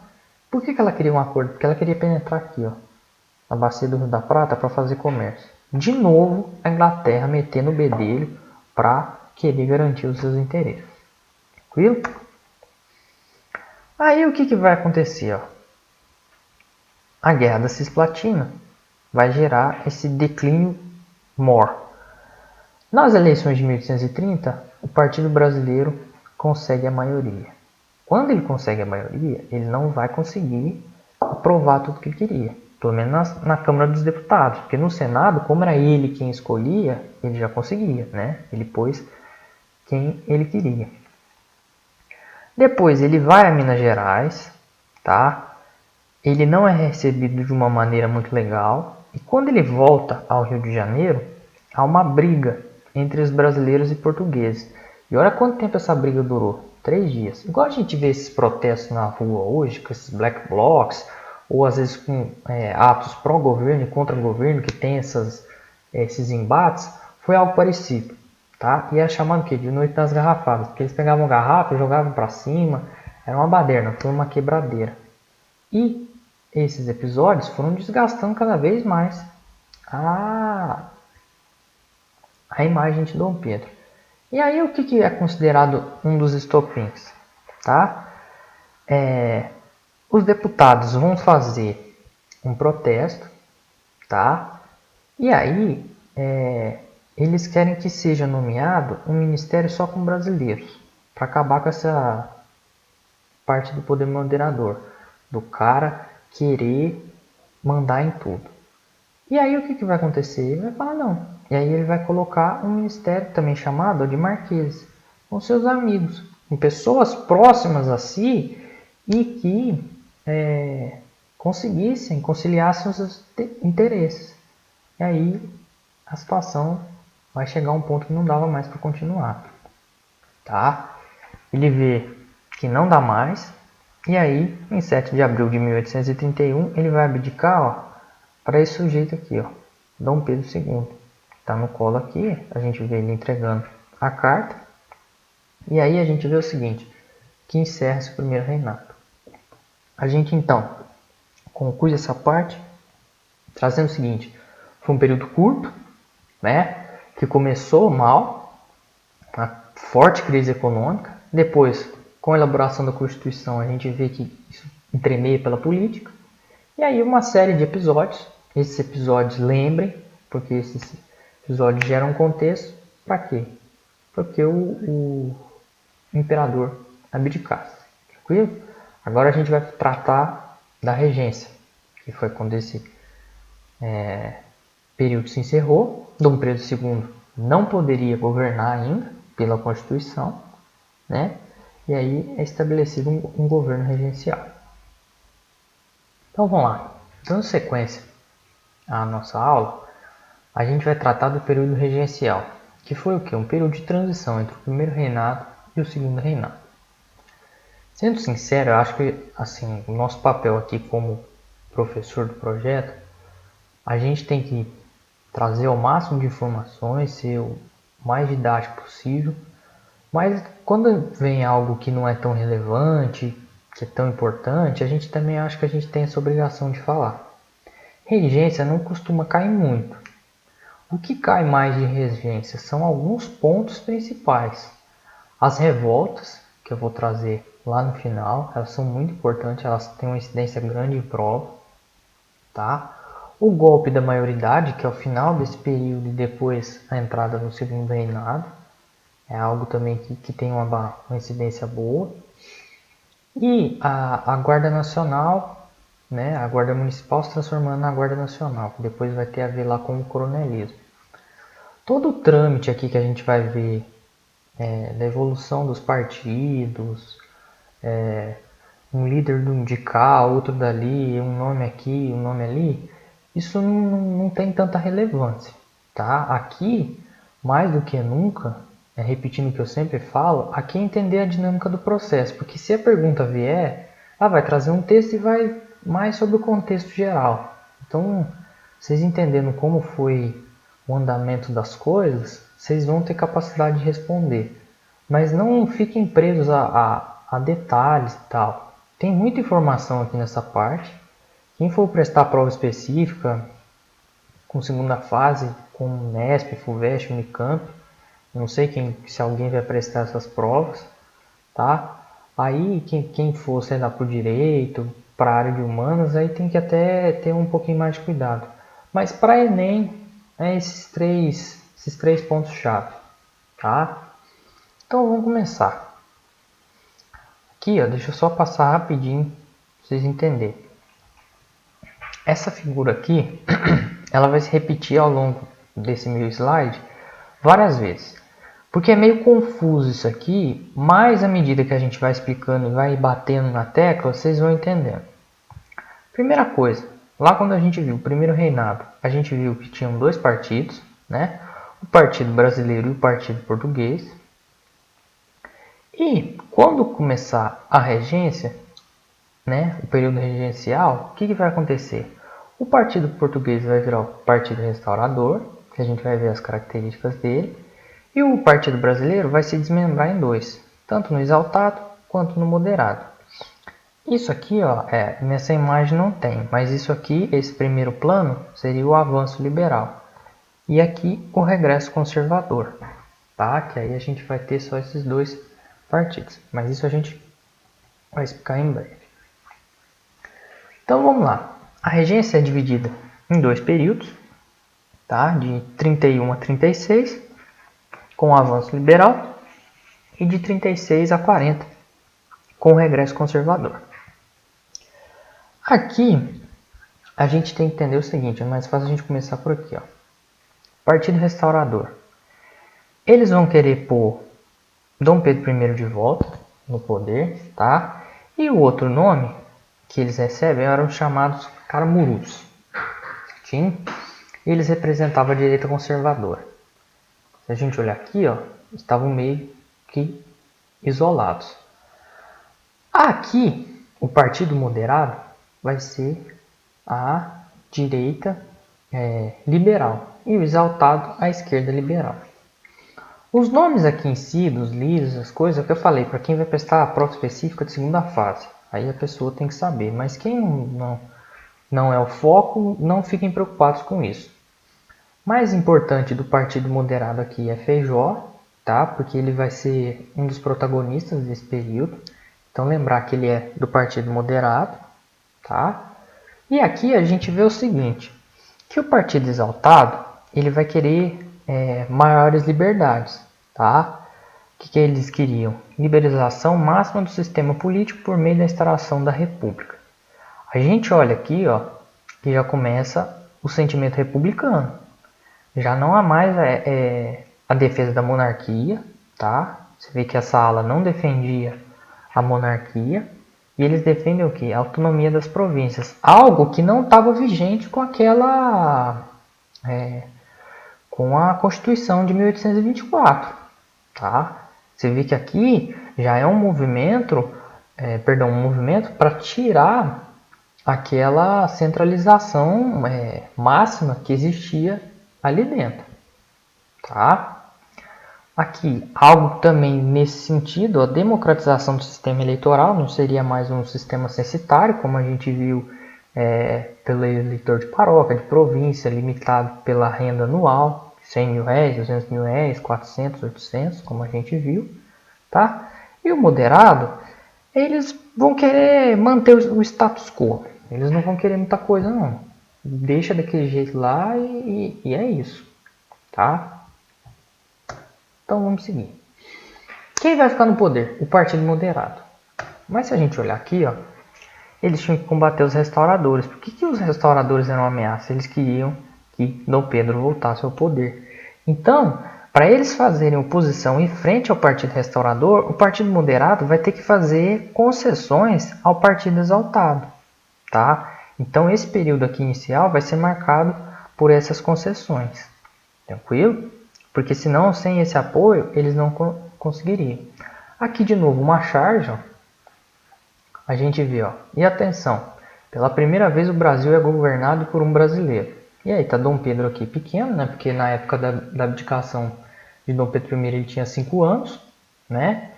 E aqui a gente vê a galera da regência. Olha lá. Ah, boa, eu quero ir pro trono, ó, só se Alteza comportar. Tranquilo? A gente vai ver ainda no final da aula que ele vai ser empossado quando ele tiver 15 anos, tá? Eles vão dar o golpe da maioridade, eles vão antecipar, porque pela lei ele só poderia tomar posse com 18. Tranquilo? Então vamos continuar. Assim que Dom Pedro I, né, entrega o poder, era um período de férias. Vamos pôr hoje o que seria o recesso parlamentar. Não tinha ninguém no Rio de Janeiro. E aí chamar aquela galera toda dos deputados, senadores, para votar quem que ia ser o regente, não sei o que, ia demorar muito. O Brasil ia ficar numa lacuna de poder, não ia ter ninguém ali que ocupasse o governo, tá? Isso não era bom, era perigoso. Então, eles fizeram o quê? Em 1831, uma regência provisória, tá? Ela vai ser constituída por, aqui no primeiro momento, regência trina, né? Que vai ser a regência trina provisória, depois a permanente, e vão ter as duas unas, que vai ser só uma figura. Mas nessa provisória vai ser constituída por quem? Um liberal, um conservador e um militar, tá? E aqui, como eu já falei, ó, as medidas vão se centralizar no Partido Moderado. Aqui a gente tem a foto de quem eram esses três. Senador Vergueiro, tá? Olha aqui que a gente vê, ó, fazendeiro de café e português de nascimento. Defendia posições liberais. Marquês de Caravelas representava a ala conservadora do Senado. Francisco de Lima e Silva, brigadeiro do Exército Imperial e um militar renomado. A gente vê aqui, ó, que são figuras conservadoras. A gente não vê aqui, só pelo currículo dele, a característica deles, ninguém que fosse querer grandes mudanças significativas, tá? E aí, nesse primeiro momento, eles vão ter algumas medidas. Entre elas, ó, a mais significativa é essa aqui, ó, criação da Guarda Municipal. A Guarda Municipal, ela vai ser o quê? Como tá nessas palavras mesmo. Não queiram polemizar o termo, mas é milícia civil. Por que milícia civil? Porque ela não vai ser do exército e você vai dar armas e equipar, paramentar militarmente uma ala da população e vai fazer ela trabalhar aos seus próprios interesses. Qual que era o sentido disso? Eles queriam fazer contraponto ao exército, tá? Eles queriam diminuir o poder do exército. Tanto que a gente vai ver, depois vocês veem que esse poder do exército só vai se restaurar lá na República da Espada, tá? Depois, quando tem a proclamação da República, e o Deodoro e o Floriano Peixoto, que a gente vê esse poder maior do exército. Mas a guarda municipal aqui, ela é o embrião. Os próximos slides a gente vai ver. E ela vai dar origem ao quê? A guarda municipal. Mas aí a gente explica com calma. Aqui, manteve a Constituição de 1824, tudo aquilo que Dom Pedro I já tinha colocado, tá? Reintegração do ministério demitido por Dom Pedro, isso aqui é legal.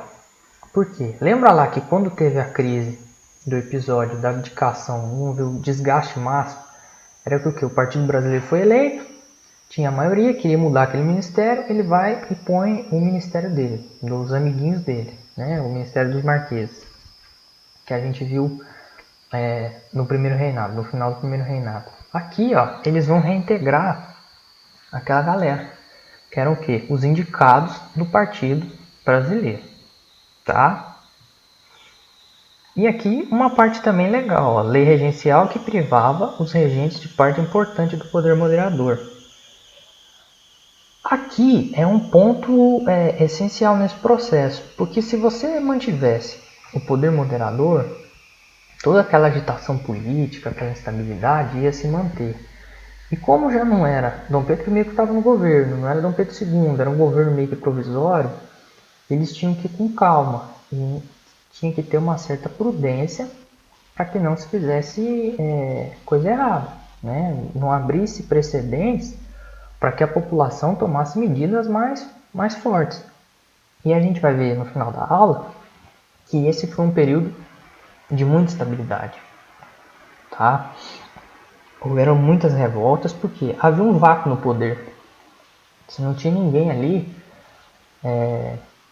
oficial, como era um governo provisório, era um período propício para que as províncias se rebelassem.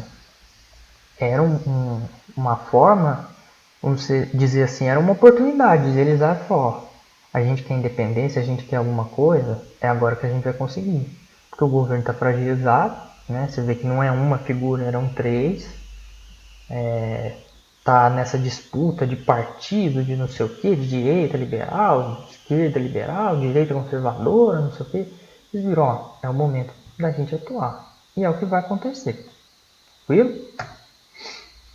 Aí, depois de terminada a regência trina provisória, vai entrar a regência trina permanente, que vai de 1831 a 1835. O que acontece? A galera vem, né, volta do período de férias, do recesso parlamentar, eles votam, tá? E aí vão ser 3 pessoas. E aqui, ó, de novo, a gente já falou do Feijó, do Partido Moderado, destaque para ele, é o ministro da Justiça. Aqui vai começar o que? Um protagonismo de Feijó, que depois lá na frente vai fazer com que ele se torne o primeiro dos regentes únicos. Tá? Quando a regência deixa de ser trina por 3 pessoas, ele vai ser o primeiro regente único. Tranquilo? Então assim, aqui começou o protagonismo, ele começou a ganhar importância, começou a ganhar força. E lá na frente isso vai refletir nas medidas que eles vão tomar. Tá?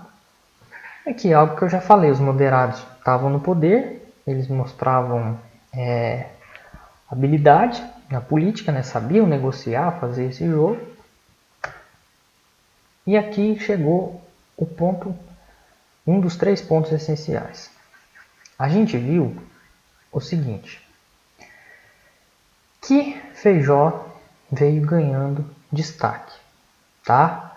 Como ele era ministro da Justiça, o que ele fez? Extinguiu, tirou a Guarda Municipal, criada lá na Regência Trina Provisória, e vai criar a Guarda Nacional. E o que é a Guarda Nacional? Ela, aqui ó, guardem essa frase no coração de vocês, ó, quando se tratar de coronelismo. Ela é a gênese do coronelismo. Ela era uma força, uma milícia, uma força paramilitar.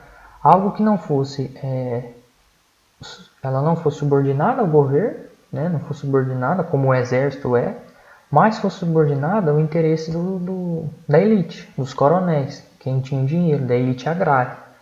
Tá? E também, ó, olha para você ver como é que ele foi inteligente. Ele reduziu o efetivo do exército e espalhou. Por quê? Para ele tomar a gente vai ver que ele vai tentar um golpe, tá? Mas por que ele já foi engenhando, fazendo tudo isso? Pondo as engrenagens onde ele queria. Se você pega um exército que tem 10 mil homens e espalha ele para o território, caso tenha um golpe ou algo e o governo, o exército tem que reagir contra esse golpe, é meio complicado. Porque, por exemplo, a Guarda Nacional, vamos supor que tivesse 30 mil homens. Esses 10 mil homens do exército, até eles se reunirem todo, ir para o Rio de Janeiro e tudo, tentar reverter, já teria sido instalado. Então era muito complicado. Tá? Então, o padre Diogo Feijó foi o responsável pela Guarda Nacional.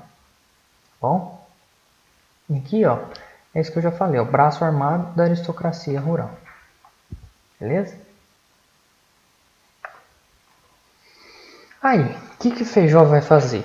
Aquilo que eu falei, aquilo ali foi o embrião, né? Ele tentou o quê? Dar um golpe de Estado. Não vai conseguir, tá? A Câmara e o Senado pensaram em apoiar ele, mas nos 45 do segundo tempo eles vão falar, opa, peraí, melhor não. Tá? E aí ele ficou excluído do governo. Eles acharam mais prudente não apoiar ele nesse golpe, isolaram ele. Tá? E aqui de novo, a gente vê que a história do Brasil, ao longo, desde o começo, é marcada por disputas políticas e inúmeras tentativas de golpe. Tá? A nossa hoje democracia que engatinha, ela é nova, mas quando fala-se de golpe na história do Brasil, vocês vão ver isso ao longo das outras aulas, é um país de natureza golpista. Tá? A gente vai ver vários episódios, depois com Vargas, a própria ditadura, inúmeros acontecimentos que foram tomadas do poder na base da força. Tá? A história do Brasil não é marcada por democracia e paz e estabilidade política desde o início, não. Foi uma história bem turbulenta. Tá? E aí, ó, desse período aqui, essa parte aqui é legal. Primeiro, no final do governo, eles vão aprovar o Código de Processo Criminal. O Código Civil, o criminal, hoje ele é muito, foi a base do atual, tá? Ele deu origem, foi se modificando ao longo do tempo. Então isso é uma parte do judiciário, né, em si. Outra coisa, aqui, ó, falando mesmo em judiciário, eles criaram o juiz de paz. O juiz de paz seria o que? O que é hoje os fóruns. Eles descentralizaram as decisões, né, os vereditos jurídicos em comarcas, nos municípios, o que deu origem hoje que são os fóruns, tá? E aí, quando a gente fala de regência, a gente tem que ter em mente o que? O ato adicional. O que seria um ato adicional? Seria um adendo daquela primeira Constituição, tá? De 1824 de Dom Pedro I. Se insere um anexo que vai estabelecer outras relações. E aqui, ó, eu coloquei cada uma delas, tá? Mas, preciso saber se de cor salteado? Não. Alguns são relevantes, ó. Tirou a capital do Rio de Janeiro, pôs para Niterói. Rio de Janeiro foi transformado em espécie de Distrito Federal. A prova não vai se atentar a isso. É mais só para vocês entenderem que eles, em vez de fazer uma nova Constituição, que seria algo muito difícil, dispendioso, eles vão lá e põem com o que é hoje a medida provisória. Tá? Algo muito parecido com o que é hoje com a medida provisória. É mais fácil eles aprovarem isso. Tá? E aí começa o regresso conservador. A gente vai de 1836 a 1840. Dom Pedro I vai morrer. Quando ele morre, o que vai acontecer? Essa ala do Partido Restaurador vai para o chamado Partido Regressista. O Partido Moderado vai vir para cá também. E o Exaltado ele vai perder muita força. E ele vai sofrer uma divisão, um racha. E aí parte vai formar o Partido Progressista, parte vai formar o Partido Regressista. Tá?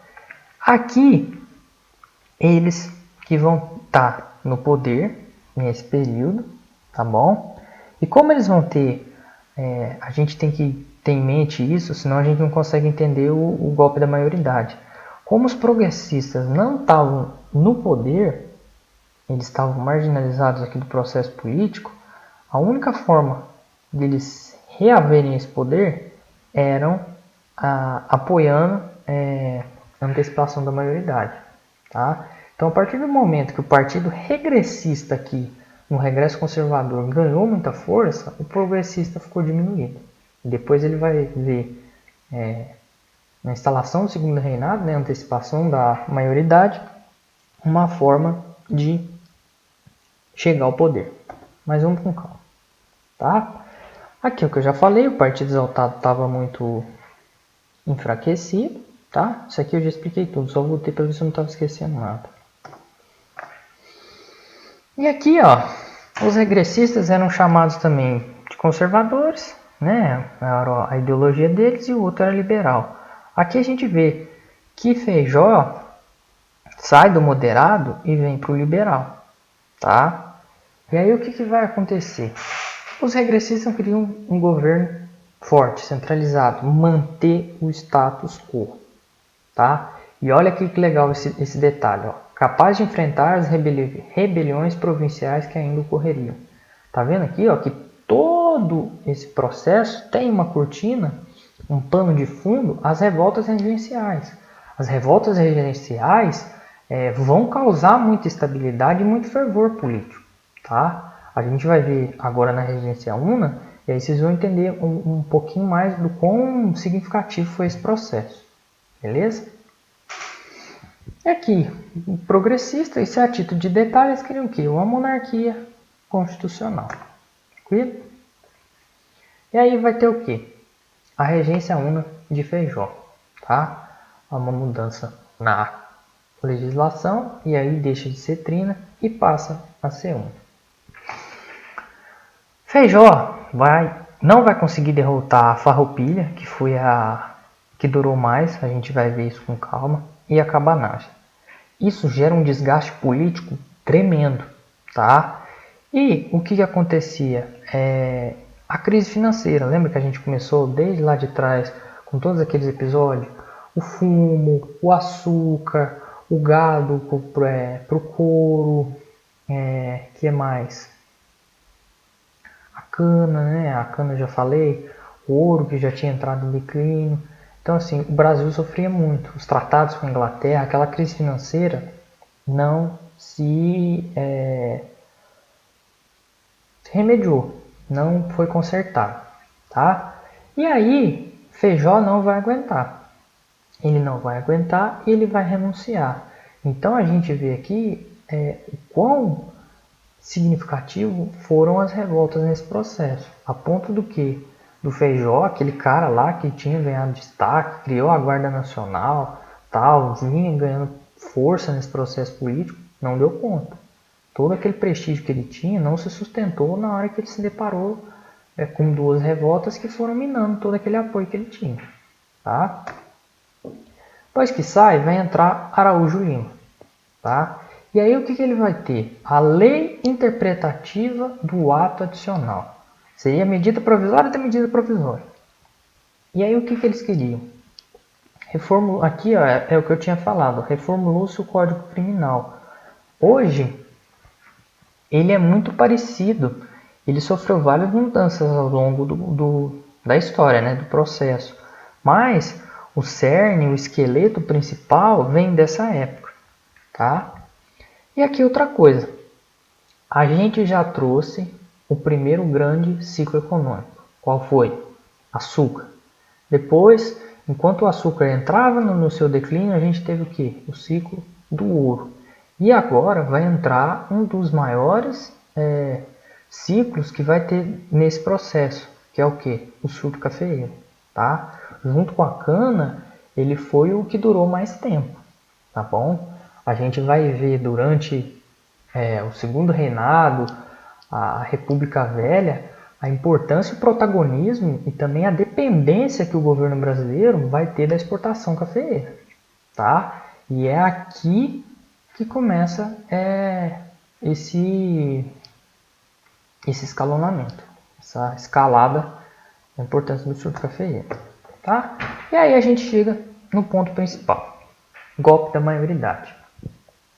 Os progressistas estavam lá, viam que eles não tinham condições nem chances de chegar ao poder, e aí eles vão pensar o seguinte: havia um clube da maioridade, tá?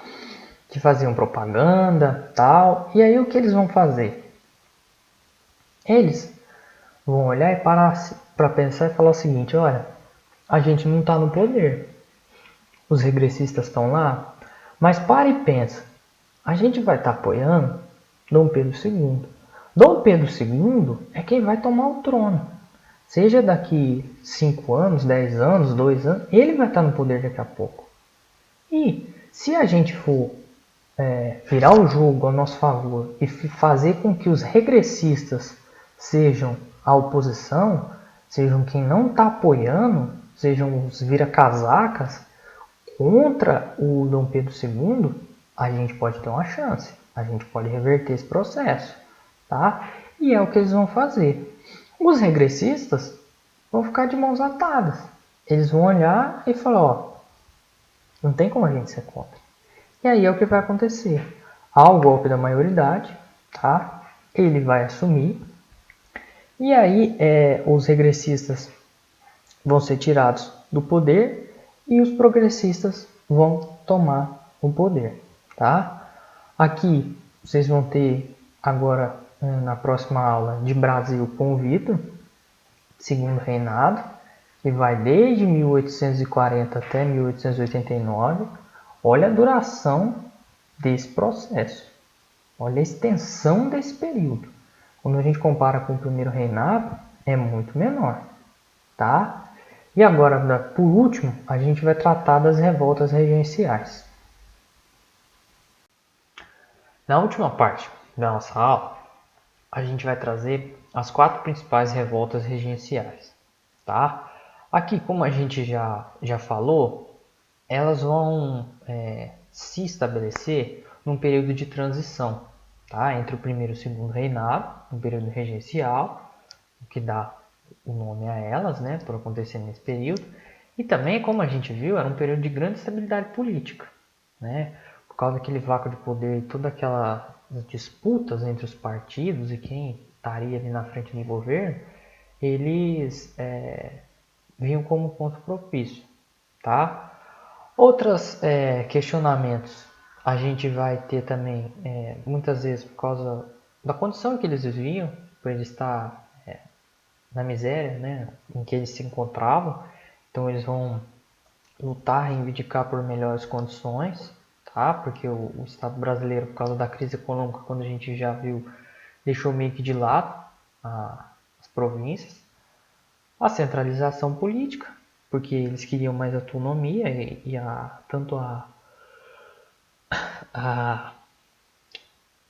Constituição de 1824 quanto o ato adicional, a lei interpretativa, minava muito dessa autonomia, né, que eles queriam, e também cobrança de impostos. Porque entendam o seguinte, imagina a crise que essas províncias já estavam passando, e aí vinha o governo e aumentava impostos. Eles já eram miseráveis, estavam numa situação deplorável, imagina.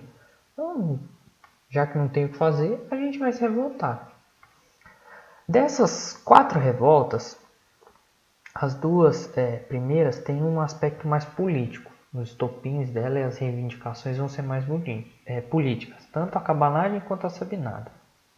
A balaiada e a farroupilha vão ter estopins econômicos, tá? A gente vai ver que por causa da decadência, lá quando a gente trouxe da crise, a balaiada, por causa do algodão, perdão, e a revolução farroupilha do charque, como a gente trouxe lá naquela decaimento, né, na crise que levou à abdicação do Dom Pedro I, essa perda de importância e poderio econômico dessa atividade comercial vai fazer com que estoure essas revoltas. Mas a cabanagem vai acontecer o quê? E outra coisa, essas revoltas, você pode ver, ó, algumas delas duraram por um período relativamente longo. 5, 4, 6, a farroupilha até dura 10 anos. Ó. é a que se estende mais. Então a gente vê que elas geraram muito desgaste durante esse período regencial. Tá? A gente já trabalhou isso, mas agora a gente está exemplificando. Então o que vai acontecer? A cabanagem, aqui, como eu já falei para vocês, não queiram saber detalhe do detalhe, cabanagem foi isso, sabinado foi aquilo. Não, entenda o que levou a cada uma, né? Elas em conjunto vão ter uma característica comum, que elas vão ser suprimidas, né? Umas duraram mais, outras menos, mas elas vão ser sufocadas quando o governo tomar as suas medidas, tá? Mas eram levantes populares, com elementos da camada média e os mais miseráveis, e muitas das vezes estavam lutando contra a elite, tá? A elite nesse caso, aqui a gente vai ver que é um ponto comum, elas vão se posicionar do lado do governo, tá? Então vamos lá, continuando com a cabanagem. Aqui, um presidente da província vai ser nomeado e isso vai gerar um ponto de atrito. E aí o que eles vão fazer? Eles vão declarar a independência da província, tá? Eles vão tomar Belém, que é por onde ali escoavam todos os produtos, vão meio que sequestrar a cidade e vão proclamar a independência. Quando eles proclamam a independência, esse movimento não vai durar muito. Por quê? Se a gente olhar aqui, ó, olha a composição deles: indígenas, mestiços, negros da região, tá? Então a gente vê que são grupos heterogêneos, por mais que eles fossem tivessem reivindicações em comum, quando eles estão no poder, isso vai gerar um pouco de atrito, tá? E aí essa falta de consenso vai fazer com que quando vier as tropas, eles perdessem força muito rápido, tá? A Sabinada. Sabinada vai levar o nome do sobrenome, né? Do seu líder, Francisco Sabino, tá? Aqui, igual a gente viu lá na Guerra da Cisplatina, que a convocação militar dos indivíduos gerou um descontentamento, aqui também vai ser um ponto em comum, tá? Vai acontecer o seguinte, que a população vai ser convocada para combater lá nas farroupilhas, né? Porque vai se estender de 35 a 45, então eles convocavam as outras regiões para ir lá e combater o movimento. Isso vai levar à instabilidade, porque, pô, eu já tô com dificuldade. Imagina o cara lá na Bahia ter que sair da Bahia para o Rio Grande do Sul lutar a troco do quê? Sabe? Já tava passando fome, passando necessidade. Lutar por um governo que não me representa. Então, assim, não fazia muito sentido. E aí, eles vão tomar o poder, vão declarar, olha que legal, vão proclamar uma república, mas olha um detalhe que diferente. Eles vão esperar Dom Pedro, ó, a gente vai Dom Pedro chegar no poder. A gente vai manter essa república até Dom Pedro. E outra coisa também que é legal aqui de falar é o seguinte: Dom Pedro II era brasileiro, né? Se a gente voltar lá naquela chart, lá atrás, ó, vamos voltar aqui só para ilustrar. Tá vendo? O Brasil é governado por um brasileiro. Havia esse ideário do que? E como ele seria brasileiro, ele ia se atentar às necessidades do povo. Ele ia ser um melhor governante. Havia essa esperança. E depois, quando a gente vê no final do segundo reinado, a aprovação dele e todo o clamor, o prestígio social que ele conquista é muito grande. Tá? Isso que eu já mencionei para vocês. Aqui, como a gente pode também trazer, por se tratar lá de Salvador, na Bahia, por ter um grande número de escravos, eles tinham, e era um movimento popular, tinham a ideologia do que? De acabar com a escravidão, tá? Eles tinham esse propósito. Mas, como sempre, vai vir o governo, juntar as tropas e suprimir o movimento. Você vê que ele durou um ano. Esse aqui não durou muito tempo. A balaiada no Maranhão já vai durar 3 anos, mas também não é um período tão extenso. O Maranhão, como a gente viu, vai passar uma dificuldade tremenda quando os norte-americanos encerram seu período de independência e voltam a produzir o algodão de maneira expressiva. tá? E aí eles vão se rebelar contra os impostos, contra aquela miséria, tudo, mas de novo, vai ser facilmente reprimido. Tranquilo? E por último, a Revolução Farroupilha. Análogo aqui à balaiada, que era por causa da crise do algodão, a farroupilha vai ser pela crise do couro, tá? A exportação. Porque lembra que quando do couro e do charque, né? Aqui a gente traz esse ponto lá no. Lembra quando a gente falou da crise econômica, depois da Guerra da Cisplatina, que aí o Uruguai e a Argentina vão começar a produzir, vão rivalizar com o comércio brasileiro. Eles começaram a sofrer uma crise econômica. E lembra que eu falei que crise econômica vai levar a crise política? Aqui é o caso. Eles estavam sem poderio de compra. E aí a galera vem do governo e cobra mais impostos. Eles falam, pô, não faz sentido. E essa vai ser uma revolta que vai se estender durante muito tempo. Tanto que depois gera muita crise, o governo gasta muita coisa, tá? Tem episódios que também tem a ver, Anita Garibaldi, tá? Tem a ver também com o processo lá, isso é só uma curiosidade, da unificação italiana, tá? Agora, eu acho que a Bento Gonçalves é o marido dela. Depois, qualquer coisa, eu tento achar um texto que traz isso e eu ponho na lista de exercícios, só para ilustrar para vocês. Ele atuou tanto lá na unificação da Itália e depois veio aqui e lutou na Revolução Farroupilha, tá? É mais uma curiosidade, mas às vezes a prova pode trazer, fazendo um paralelo e aí querer cobrar a Revolução Farroupilha ou trazer o contexto das revoltas regenciais. E aí depois teve um acordo, né, que gerou a anistia, mas a população, como sempre, saiu prejudicada. Tranquilo? Então, dessa aula que eu tinha para trazer era isso, tá? Dessa parte de revoltas, não fiquem preocupados.